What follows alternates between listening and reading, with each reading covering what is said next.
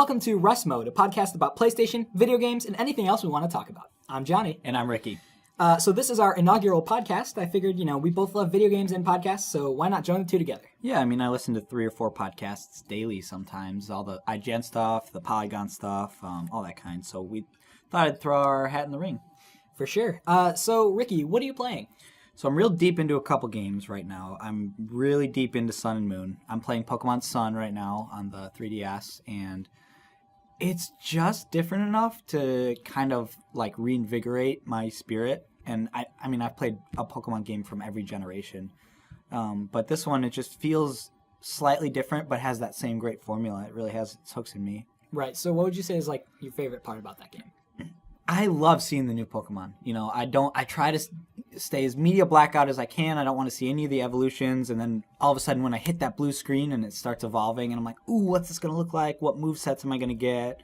I get really nerdy about the stats, making sure, they have the right characteristics. I play it almost as though I should be playing competitively, but I don't. I just kind of do it for fun. Right. How about you? You into Pokemon at all? Yeah, I've been playing a bit of it. I'm about probably 2 or 3 hours in. No, I keep getting on you on that. I know. I want to battle. I'm enjoying it, but I haven't really gotten into it as much. Yeah. So like with Pokemon Sun, what would you say is like your least favorite part? Is there anything that like disappointed you? It's not really disappointment, I guess. It just feels like there's a lot of exposition. Like It doesn't feel like the game has cut me loose yet, and I'm 20 hours in what feels like halfway through the gyms or the trials as they are now. So I wish there was a little bit less cutscenes, a little bit less just kind of just talking. And I walk 5 feet after something, and all of a sudden, boom, another cutscene. It's like I just want to go out there and just see the whole environment they have for me. So it's a minor thing. I get past it. Set your text speed to fast and that kind of thing. For sure. One of the things that I noticed is like with Pokemon games, I always either stop for like a week and don't know where I am, or just never know exactly where to go. It's honestly, for me, it's kind of nice to have that like, oh, this is your next checkpoint. The big red flag. Right. Exactly. It's just that quality of life stuff that they changed. It's stuff like when you're in battle, there's the little pop-up menu for quick doing a potion, or when you're in trying a wild Pokemon, there's the quick menu for a Pokeball. Like that kind of little stuff just makes playing the game feel so much better. Right, and I can definitely see how you'd want to be like sort of let free from for sure those red flags and story stuff. But I'm also into the 3 kind of the big shooters this winter season. It's Titanfall 2, Battlefield 1, and Call of Duty Infinite Warfare. Right. And I'm not the biggest online shooter guy because I played a lot of Destiny, probably too much Destiny. Uh-huh. But I got these 3. It was a deal at one of the retailers, and I've been kind of dipping my toes in each multiplayer and seeing what I really like the most. And I think, like, in my opinion, to play with friends, Battlefield 1 takes the cake. Right. Just the way that, say you die and your squad mate is still playing, you can squad spawn on him. Okay. So that way you pick up right back where you are. We all have our roles. My buddy's the sniper. I'm the support. My other friend is the assault class. So but if I'm playing solo, it's Titanfall 2 all the way. Right. That multiplayer, that is like the gold standard for how shooters should feel, in my opinion. Everybody always says Call of Duty, but I've actually had a lot of control issues with Call of Duty. Mm-hmm. Like every once in a while, all of a sudden there's big spikes in latency, and it's not even a frame rate thing. The control just doesn't feel great. So, and I've never felt up to par in Call of Duty multiplayer. Right. It kind of insane. It feels like you move a foot and you die. Mm-hmm. Like it's so hard. I don't know. What do you think? Have you played any of those? So, out of those 3, I've played Titanfall 2, and I've really enjoyed it. I haven't gotten too far in the story yet, but the multiplayer I had a lot of fun in that. It was slick, right? Jumping around, just going really fast with the grappling hook. I love it. Oh, the grappling hook. It just feels really nice, and it's not too hard to get a couple kills also. Yeah, that slide, when you're doing a sprint into that slide, that just lasts forever. Oh, it just feels so good. Like, for sure. There's nothing like getting a headshot there with that. And I also want to talk about the progression system. I think the way that it kind of dangles the carrot in front of you, you're always leveling up. It tells you what gun you're working towards. You have the camos that you're unlocking along the way. I just think it's that perfect mix of, yes, I could purchase these camos, but I could also fairly unlock them as I play the game. Right. Yeah, I've again, I haven't. Like, I feel like I don't play enough video games, but I haven't. It's a good thing we're doing this podcast. Right, exactly. I haven't gotten enough into the multiplayer of Titanfall 2 to like really get a ton of new gun upgrades and that kind of stuff. Yeah. But from what I've played, I've really enjoyed it. I mean, if you can string together a good couple-hour session, you start really unlocking things at a steady pace, and it just feels great. Right, and even that title screen or that unlock screen where you have the sound engineering and everything. It just feels great. Mm-hmm. Those embers look really cool. Yeah, and, So another thing is like every game mode I've played in multiplayer I've enjoyed. Like there hasn't been one that has been like stale. Like of course there's a couple that were a little harder. Right. I really enjoyed Capture the Flag because the like adrenaline was like running with that flag. Have you tried Coliseum? No, I have not. So Coliseum is a 1v1 mode. You're both on this giant platform and you each have a grenade launcher and you get the 3, 2, 1 countdown and it's a Western standoff. You're looking the other guy in the eye and like right from the get-go, like you have to plan out your move. Am I going to move right and try and shoot him? You got to shoot where he lands because you're constantly jumping and that one-on-one, like there's nowhere to hide, there's nowhere to run. It's just you versus the other player. It's really a cool kind of thing, and you kind of win these tickets. So it's not like automatic entry, like I get to keep going even if I suck. Right. You kind of have to be good and kind of beat some players to get more tickets and that kind of thing. It's a really, really interesting take. So, are you good at it? Well, good in a relative sort of sense. I've won a couple matches, but then you face this person that just right from the jump, he's just got you. The worst feeling ever is when you get meleeed. Like right as you're going in, they do this special slide move, and then they come and they melee you, and it just is humiliating. But if you get one on somebody else, it feels really good. For sure. All right. There's one more thing I want to talk about in Call of Duty Infinite Warfare. I feel like I gave it a little bit of a bad rap. The zombies mode. Oh my gosh, the zombies mode. Really? It is phenomenal. It's one of the deepest game modes in a game I've seen. Like, it rivals some campaigns. There's so much. And like I said before, I kind of have my squad that we play together. And, what you're trying to do is obviously it's a survival, wave-based thing. So you start off with just a regular gun. And you're just surviving waves. And as you go, you unlock new parts of the area with cash you get from killing more zombies. And there's just the depth of gameplay. Like, there's ways to upgrade your guns, and there's special portals that you unlock, and there's different kinds of perks that you have to get. Like, for instance, there's one called, I forget what it's called in this game. It was called Jug in the last game. But essentially, it makes you beefier. So getting hit by the zombies, if you don't have Jug in the later rounds, you could be a 1 or 2 shot, and you're dead. Right, okay. So you get the Jug, and you're beefier. Or there's one called Mule Kick, where you're able to hold 3 guns instead of just 2. Nice. Okay. So that, has its advantages later. And obviously, for anyone who's familiar with zombies, the Pack-a-Punch is where it's at. Of course. You Pack-a-Punch the gun. It costs 5,000, which is kind of a lot, but in the later rounds, you need it. Otherwise, you're doing no damage. And just, there's this that thing they call the Easter egg, and it's this series of steps you have to go through in order to unlock all this stuff. And you talk to this guy, and then you release these things and set these traps, and it's so just in depth. I spent hours on it. It's great. Gotta get that red laser bullets. The red laser bullets. Yeah. Okay. So, first of all, how many players is the zombies mode? It's 4-player. Oh, nice. So you can do local. Awesome. You can even do split screen with 2, I think, and okay. then local, and then there's also like public matches. You get matched up with random people. That's awesome. But you really, in the later rounds, you really need that communication. Okay, so with these 3 shooters, how would you rank them if you had to? It's hard because there are so many aspects of all of them that I really, really love, but there's just those few things that I hate. So it's really, really close, but I have to go Titanfall 2, Battlefield, and then Call of Duty. But like I said, it's by the slimmest of margins. Mm-hmm.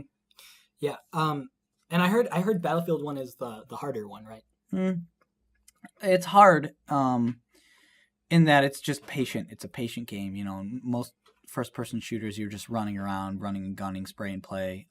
But Battlefield, it really is all about strategy, especially when you're playing Conquest, which is my favorite mode, which is a mode where you capture control points. Okay. And the maps are huge. You have to be careful of snipers, and this is, the game notorious for being very realistic, right? It accounts for bullet drop.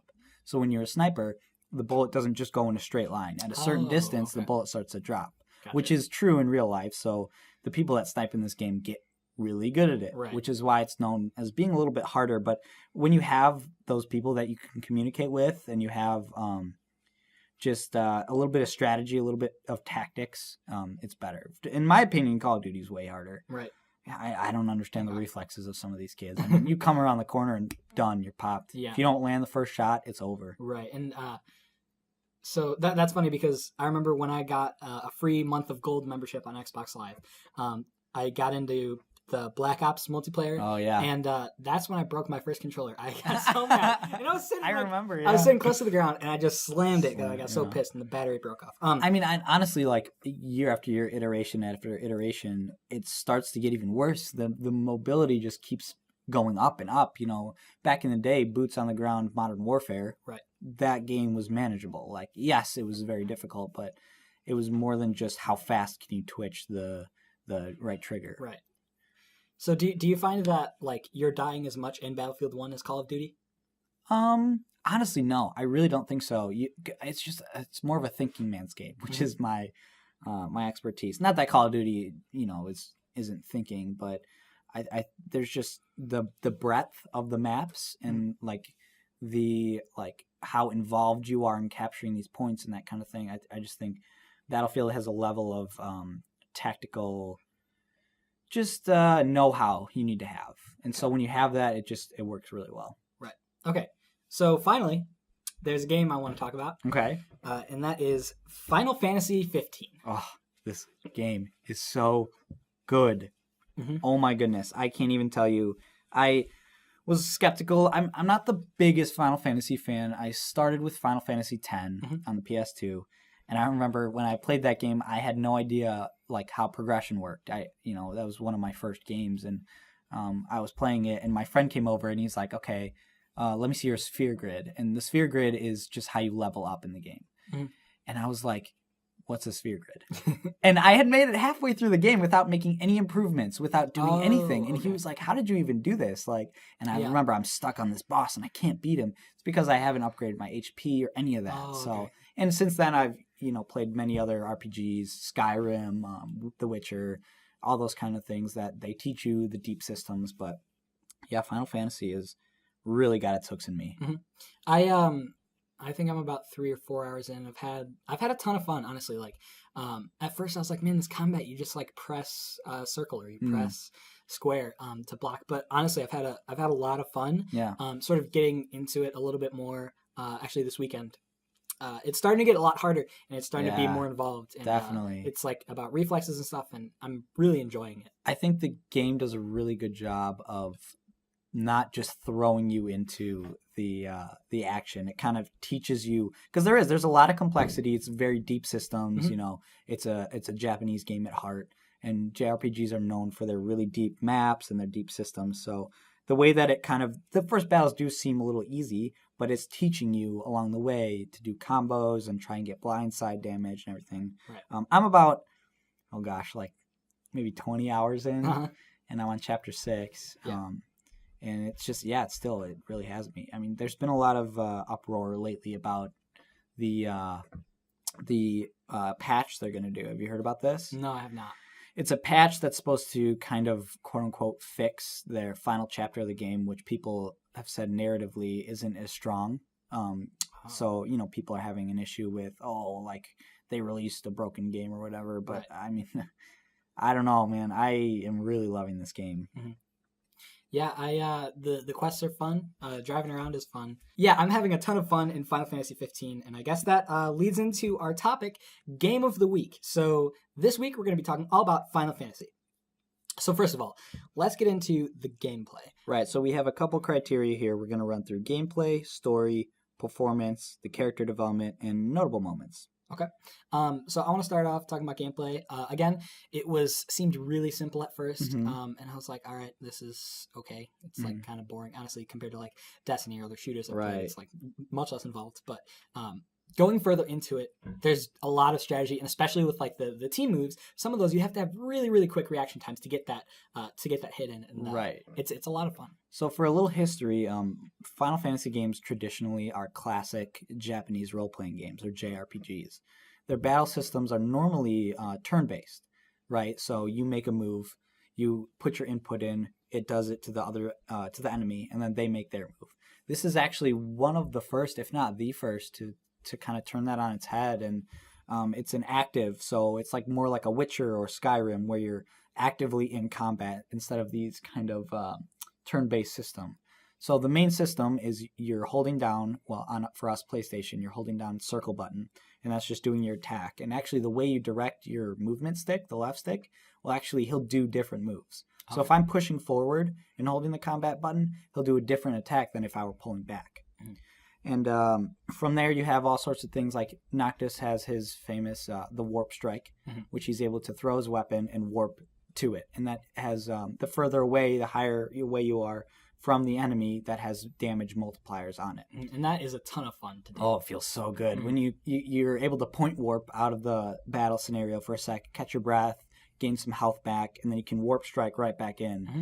And sometimes you can get 2.5, 3 times the damage, which is really awesome. Freaking Batman. Yeah, it feels like that. And from there, the game tries to get you to do what they call blindside damage, or damage from behind, and most of the time that's about 1.5 times damage if you get a blindside. Okay. And then if you're close enough to your party mates, they can sometimes join in what's called a link strike. Mm-hmm. So you initiate the blindside damage, and they do a link strike with you. And again, that's like a kind of scripted, real quick cinematographic, mm-hmm. and it does a cool attack. Yeah, those are super satisfying, especially when you get like the hit and the parry just dead on. It's great. And from there, I mean, you have the normal gameplay of you're talking at each rest stop, which you're on kind of a road trip. So you go and you park. There's a diner. You talk to the guy in the diner, and he'll give you quests, and like hunting quests. There's side quests, and then there's obviously the main story beats, which I get so caught up in doing the hunts. You know, you go to them and they have 4 or 5 different hunts, each with a different level, and basically you accept the hunt from them. You go to the specified area and you just take out these monsters. Right. I mean, it's awesome. And honestly, I think it's okay to not do the whole story. Just go and go. Especially like when I was playing Metal Gear Solid 5, the side ops were great because again, you maybe don't have time for a full mission or a full cinematic story. Sure. And I really, really like the whole open, like do what you want. Right. And I think it's totally cool to just go on side missions for a while. Definitely. And it's not only like a nice distraction, but it's also pretty necessary. You get to some of these story battles, and if you're not at the right level, you are going to get crushed. Yeah. Especially when you're in some of these dungeons. So let's talk a little bit about the story. I know you're kind of earlier on. Mm-hmm. What do you think so far? Right. So I feel like some people were complaining that the story was lacking. Mm-hmm. And again, I'm not super far into the game. But yeah, I think, I mean, so far I've enjoyed the story. I've liked what it's presented. It's immediately you get this bond between the characters. They kind of argue a little bit. They joke around sometimes. Right. Like congratulate each other. I think that the like whole grouping is really nice, and to put them in that situation, I think works pretty well. Right. I think they did a smart thing. There's the Kingsglaive movie, and then there's 5 short anime. Mm-hmm. And they do a really great job of fleshing out the world, but in my opinion, it's not totally necessary to watch them. Like, you don't have to. Mm-hmm. If you don't see them, you're not at a detriment. I think it's at its heart, it's a really simple story. You are the prince. Obviously, your father's the king, and there are 2 warring empires, your father's and another. And not to be spoilery, I mean, this happens really early in the game, but those 2 are at war, and it just kind of goes from there. And it's a very simple tale, and I don't think it's this super complicated narrative. Like, yes, there are lore things that you're going to miss if you maybe don't watch the other the supplemental media, but personally, I think it's way worth it. I mean, that Kingsglaive movie is awesome. Mm-hmm. Yeah, and also, I feel like maybe I haven't played a lot of open world games, but I feel like it's kind of hard to integrate a story there.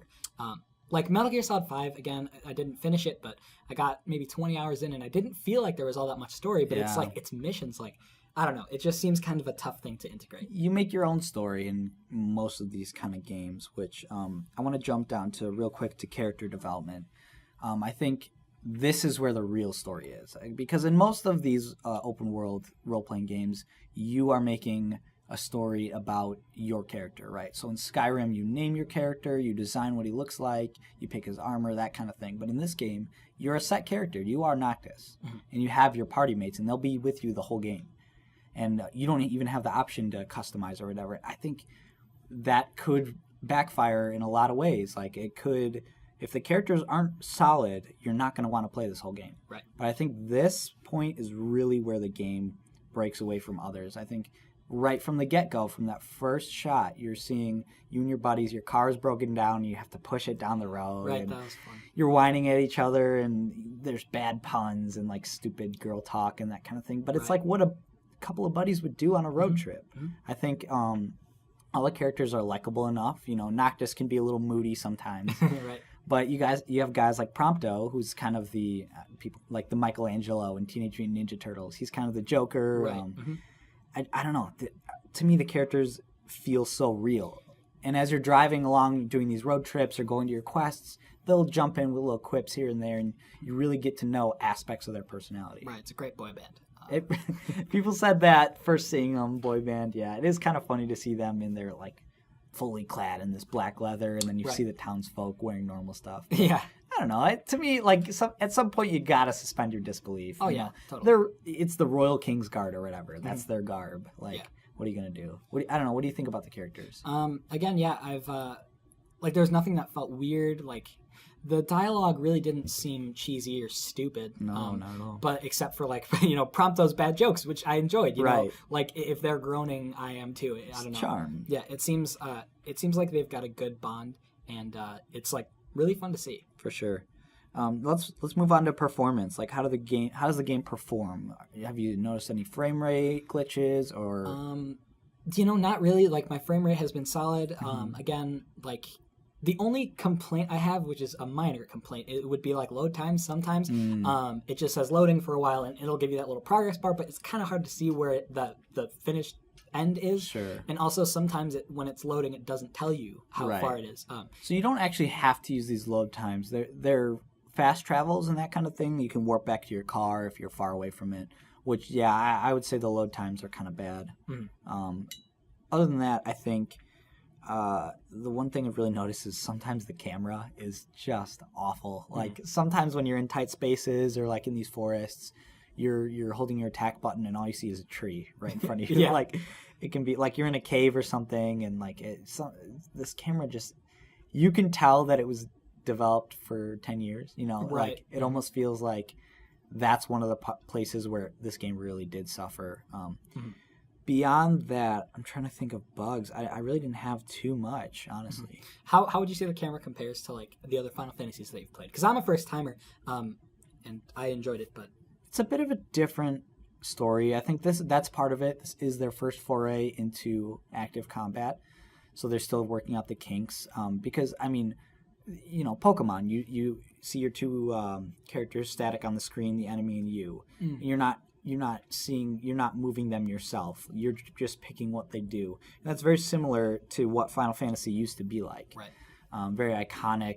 People know that battle system so well, and to move into an active battle system is it's tough to nail that camera down. It's hard in any game, especially when you're working with they work with scale a lot. So you have these massive creatures, and sometimes that camera zooms out and that kind of thing. But I think overall, it is annoying sometimes. It does get in the way, but I don't think it's too distracting from the game. Right, it doesn't take away from the overall experience. For sure. What about some notable moments that you've had? Non-spoilery, just kind of things that happened in the world. Right, so when all 4 of the boys died, that was really a nice moment. Sorry about spoilers. No. I mean, they do die if you're bad. I guess so. I mean, they everyone dies. But that's game over, and then you start back over. For sure. Okay, notable moments. I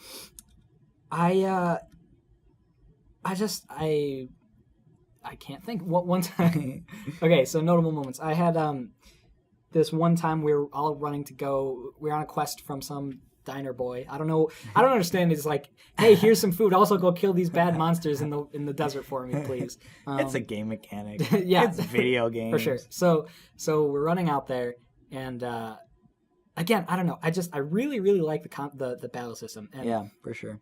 Just like prompto, and then the gunshot, and like Right, then I you can slash, trigger it, and yeah. I don't know. I had to just have a lot of fun with the battles mainly. Yeah, I think one of my favorite moments was spoilers, but I mean you see this in the trailer. You get to ride a chocobo eventually, which are basically giant chickens. They're awesome. They're really, And that's why I'm playing the game. I mean, I could play it just for that. I mean, you can change their color, you can change their name, give them little accents and that kind of thing. But so I'm in this mission, and we have to go kind of a long distance, and you have a new party member, and she says something about, "Oh, I saw somebody was riding on a chocobo. Isn't that crazy?" And then right then it prompts you to call your chocobo. Like, oh yeah, we do this all the time. Yeah. So I don't know. It was a cool little kind of character thing. Like, I don't know. I just really like the chocobos. They're adorable. For sure. I want one. Yeah, that would be nice. So we've talked about Final Fantasy 15. I think the overall consensus is that it's a great game. There's some drawbacks, but ultimately I don't think it takes away too much from the experience. And go play it, if only for the chocobos. Play it now. For sure. All right, so now it's time for one of my favorite segments of the show, even though it's our inaugural podcast. Oh gosh. This is called Last Minute Game Report. Here we go. I give Ricky a title of a game he hasn't played, show him the cover, and he has to give a review of the game. This should be interesting. So I've picked a PlayStation Classic. Oh gosh, it's going to embarrass me now. It's called Incredible Crisis.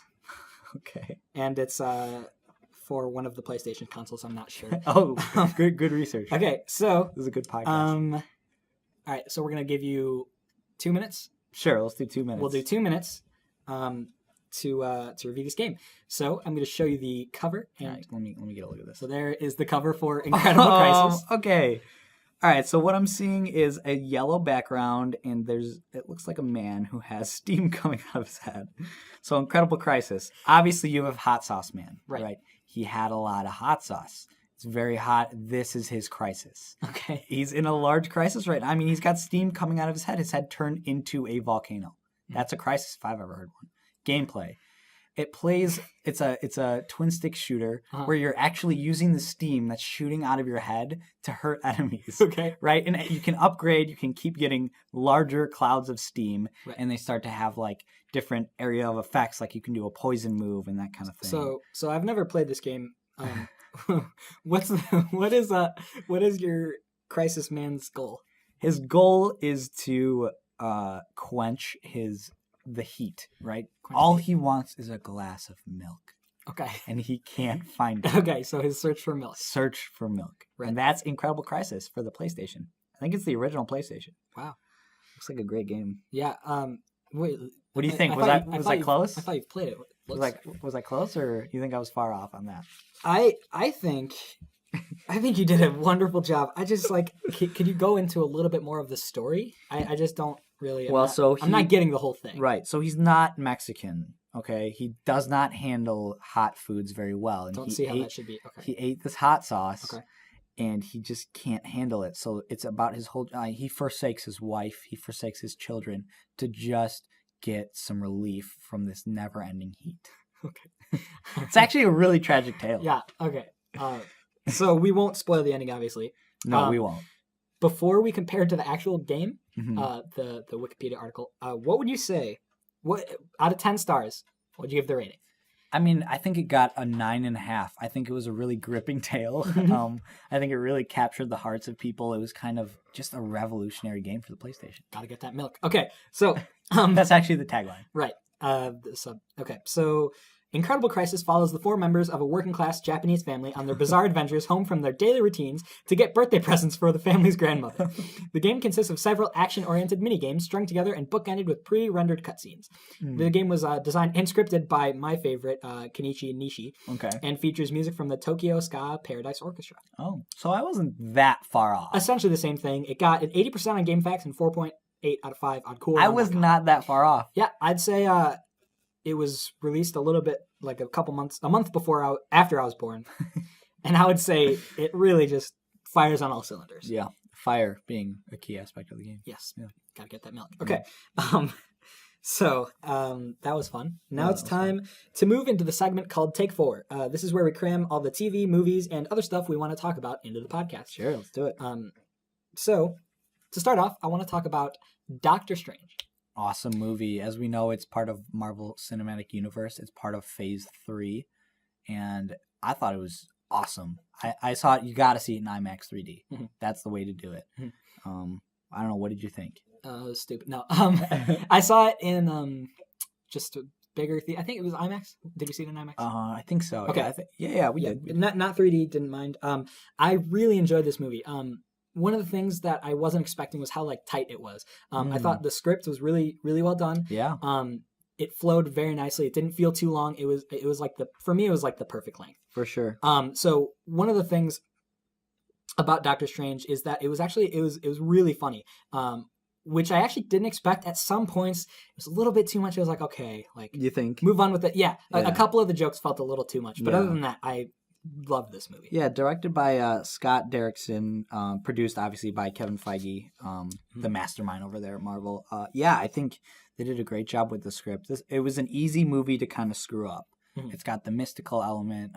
It would be really easy to mess this up, but I thought it was a great way to kind of introduce the idea of magic, and I think this at some point could key in Guardians of the Galaxy into the rest of the universe. For sure, I could. There's a definite Guardians vibe.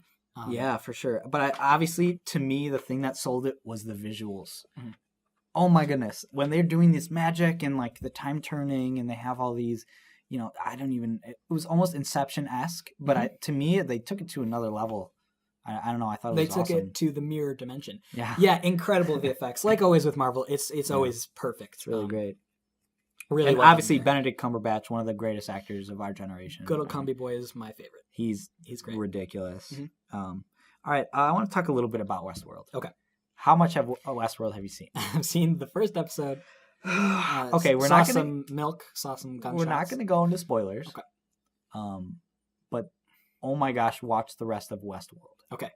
It is unbelievable. I was saying this to a friend earlier. I'm not sure it's my favorite ever first season of a television show, but in my opinion, I think it's the best, like the most well done first season of a television show ever. Wow. The production quality is amazing. I know they had something like $100 million for their budget. Oh my gosh.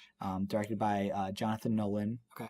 And is he related to Christopher? Yeah, he is. Oh, okay. Lisa Joy, I think. Joy. But the things they did with this are just, it's just incredible. It feels like a long form movie. It really does. And right. I mean, the agony of, it's HBO, so it's not like Netflix where they release the whole season. The agony of waiting for each episode is just brutal. But and so, how far are they along in the first season? It's over, actually. It's over. Yeah, okay. It just finished. 10 episodes, a little bit more than 10 hours. It's definitely worth your time. Okay. Definitely. For sure. So what was your favorite aspect about it? It's hard to say. I mean, the cast is ridiculous. You have James Marsden. You have obviously Anthony Hopkins. You have Ed Harris. You have Evan Rachel Wood. These Jeffrey Wright. I mean, this cast is like A-list. It's For like, sure. I mean, every scene Anthony Hopkins is in is haunting. You're guessing at his motivations. You don't know where he is. Is he the bad guy? Is he the good guy? Is he the savior? Is he the guy with the black hat and the milk? That's Ed Harris. Okay. That's Ed Harris. Gotcha. Yeah. Anthony Hopkins, it makes me very sad that you don't know who he is. He's the older guy. He's Robert Ford. Okay. All right. Yeah. So, cool. I'll watch Westworld. Yes, please. I need to talk to somebody about it. I will finish it. I'm dying. The next thing I really want to talk about is Mr. Robot. Now, oh my gosh, Mr. Robot. This is one of my favorite shows on television right now. Watch the rest of Westworld and then we'll talk. Okay. It's amazing. From the frickin' script to the execution to the cinematography, the editing, the acting. Rami Malek is fantastic. Yeah, he's great. He's really great. It's a really, really solid show. And it's nice because there's the thing about like in first person novels, the narrator is not always reliable, right? Sure. Because he can hide things from the audience or skew details. And that is something that really plays into Mr. Robot because you don't exactly know if he's telling the truth or if he's hiding something. Sure. And a lot of times it's a little lost. You're like, wait, is this actually happening? Is this a dream? Right. I have been obsessed with this show. Right. I mean, obviously non-spoilery any of this. That's pretty obvious from any of the trailers or anything like that. But I think it does it's like a really, I don't know, it's like a technophilia's dream. I just feel the hacking and the culture of it all. It's really interesting. It tackles some interesting social, political issues. And I think it's great. It's managed to sort of have a big scale, but also it's small in a sense. Right. Like it's talking Tells about a smaller like, story. It's about big corporations and corporate America and hacking and trying to take that down. But also, it's just like one dude who's addicted to or like who does morphine and is just trying to social anxiety and all that. Yeah, I think the one thing these two shows, Westworld and Mr. Robot, have in common is the editing, like masterful editing. But yeah, let's. Okay, so now we want to talk about White Rabbit Project. Oh my gosh. Okay, so this is your dream come true. This is my dream come true. So when the Mythbusters got rid of the build team, Cary Grant and Tori, I cried for about 4 weeks in my room. I think he actually did cry. 4 weeks. I think he actually did. There were tears. And to see that, okay, so I think Cary and Tori actually did a couple of projects. I think it was on like the Science Channel or something. I don't know. They buried them. Yeah, I didn't really watch them, to be honest. Final season of Mythbusters was great, by the way. Yeah, so good. And so to see them all come back together, the build team, White Rabbit Project, is just it's really nice because they've got a really good dynamic. They're actual friends. Yeah, for sure, that helps. And honestly. just to kind of just to see them in their element, doing cool like sciencey stuff, teaching the audience is just it's my favorite. It's great. I think they're still working out the format of the show. There's some things where like there are little inconsistencies here and there. I'd like them to have a little bit tighter of a kind of just idea of how the show goes moment to moment. But that's really my only criticism. I think it's up to the level with Mythbusters where you have the cool builds. They're kind of tackling cool stories and it's cool. Yeah, I agree with you on that. It seems like it's almost like the tone's a little bit like not fully realized. Yeah, they're getting there. I mean we're only 2 episodes in? 2 episodes in, right. So it's going to keep getting better as the season But wears on. Definitely a great start to like their next project. For sure, yeah. I want to talk about one more thing. I want to talk about Rice Boy.